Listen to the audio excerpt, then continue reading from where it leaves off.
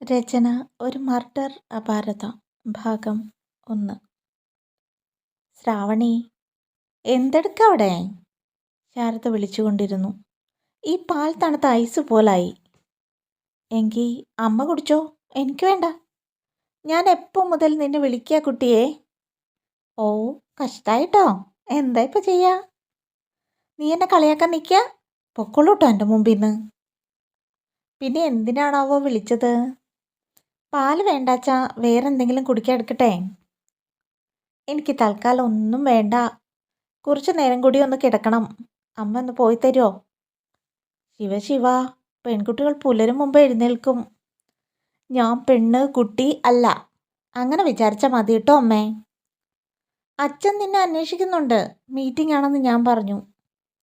എന്തിനാ അച്ഛനോട് കള്ളം പറഞ്ഞത്? എനിക്കിന്ന് പോകണ്ട എന്നും ഞാൻ താമസിച്ച് ഉണരുമെന്നും അച്ഛനോട് രാത്രി ഞാൻ പറഞ്ഞതാ. 4 കെട്ടും തുളസിത്തറയുമൊക്കെയുള്ള ഒരു വലിയ വീട്. ബ്രഹ്മദത്തനും ശാരദയും. അവർക്ക് 3 മക്കൾ. മൂത്തവൻ ശ്രീറാം, അമേരിക്കയിൽ എഞ്ചിനീയറാണ്. ഭാര്യയും അവിടെ തന്നെ. ഒരു മകളാണ്, അപർണ, 4 വയസ്സ്. രണ്ടാമൻ ഇതിഹാസ്, ദുബായിൽ ബിസിനസ്സാണ്. ഭാര്യയും അവൻ്റെ കൂടെ. ഇവാന, ക്രിസ്ത്യനാണ്. ലവ് മാരേജ് ആയിരുന്നു. 2 മക്കൾ, ട്വിൻസാണ്. ആകാശ്, അഭിനവ്. ഒരേ കോളേജിൽ പഠിച്ചതാണ് ഇതിഹാസും ഇവാനയും. അവിടുന്ന് പ്രണയമായി. കോളേജ് മുഴുവൻ അറിഞ്ഞ് ഒരു ഇടിവെട്ട് ലവ് സ്റ്റോറി. ഇതിഹാസ പ്രണയം എന്ന് കൂട്ടുകാർ കളിയാക്കും. കോളേജിൽ നിന്നും ടൂർ പോയതാണ്. ഒരു പുഴയുടെ കുറുകെയുള്ള പാലത്തിൻ്റെ തിട്ടയിൽ നിന്ന് ഇവാനയും കൂട്ടുകാരും ഫോട്ടോ എടുക്കുകയായിരുന്നു. എങ്ങനെയോ ഇവാന പുഴയിലേക്ക് വീണു. എല്ലാവരും എന്തു ചെയ്യണമെന്നറിയാതെ നിന്നു. കൂട്ടുകാർ കരഞ്ഞു. ഇതിഹാസ് ഒന്നും ചിന്തിക്കാതെ പുഴയിലേക്ക് എടുത്തു ചാടി. കരയ്ക്കെത്തിച്ചപ്പോഴാണ് രക്ഷാപ്രവർത്തകർ എത്തിയത്. ഇവാനയ്ക്ക് പ്രഥമ ശുശ്രൂഷ നൽകിയതും ഇതിഹാസായിരുന്നു. ആശുപത്രിയിൽ നിന്നും ഇവാന ഇതിഹാസിനെ കാണാൻ വന്നു. അവളുടെ കൂട്ടുകാർ കൂടെ ഉണ്ടായിരുന്നു. നന്ദി പറഞ്ഞു പോകാൻ തുടങ്ങിയപ്പോൾ ഇതിഹാസ് വിളിച്ചു, ഇവു. എന്തോ? വിളി കേട്ട് അവൾ തിരിഞ്ഞു നിന്നു. നീ മരിച്ചുപോയി. ഇപ്പോൾ ഉള്ള ജീവൻ എൻ്റെയാ, എൻ്റെ പാതി ജീവൻ. അതെനിക്ക് മാത്രം അവകാശപ്പെട്ടതാട്ടോ. അവളൊന്ന് ചിരിച്ചു. വീട്ടിൽ സമ്മതിക്കില്ല എന്നറിഞ്ഞുകൊണ്ട് തന്നെ ഇതിഹാസ് ദുബായിലേക്ക് പോയി. അവിടെ ബിസിനസ് തുടങ്ങി. അതിനുശേഷം ഇവാനയെ അങ്ങോട്ട് കൊണ്ടുപോയി. അവിടെ വെച്ചായിരുന്നു അവരുടെ വിവാഹം. 2 കുട്ടികളായതിനു ശേഷമാണ് അച്ഛനെ വിവരം അറിയിച്ചത്.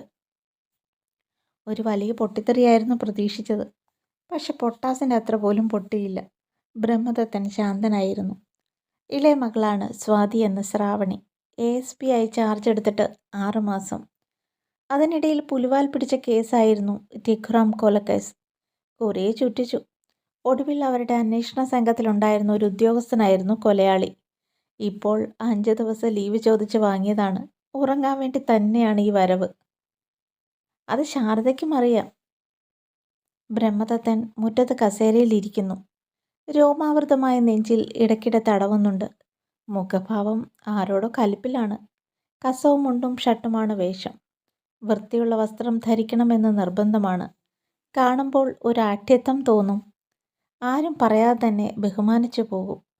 മുറ്റത്തേക്ക് 2 പെട്ടി ഓട്ടോറിക്ഷകൾ വന്നു നിന്നു. അതിലാണ് റബ്ബർ ഷീറ്റും കൊക്കോയും കൊണ്ടുപോകുന്നത്. 2 ഏക്കറിൽ റബ്ബറും 2 ഏക്കറിൽ കൊക്കോയും പിന്നെ 2 ഏക്കറിൽ പലവിധ കൃഷികളുമാണ്. മണിയൻ ഇതുവരെ വന്നില്ല. അതാണ് ദേഷ്യത്തിന് കാരണം. 2-3 പണിക്കാർ വന്നു. വണ്ടിയിലേക്ക് റബ്ബർ ഷീറ്റും കൊക്കോയും എടുത്തു വെച്ചു. ഇവനിത് എവിടെ പോയി കിടക്കുക? അപ്പോഴാണ് താഴത്തെ തൊടിയിൽ നിന്ന് മണിയൻ ഓടിപ്പാഞ്ഞു വന്നത്. തമ്പ്ര, തമ്പ്ര, എൻ്റെ ഭാര്യ തമ്പ്ര. എന്തു പറ്റിയടാ? നീ കാര്യം പറ. ചോര തമ്പ്ര, ചോര. എന്താടാ? നീ കാര്യം മനസ്സിലാകുന്നത് പോലെ പറ. തുടരും.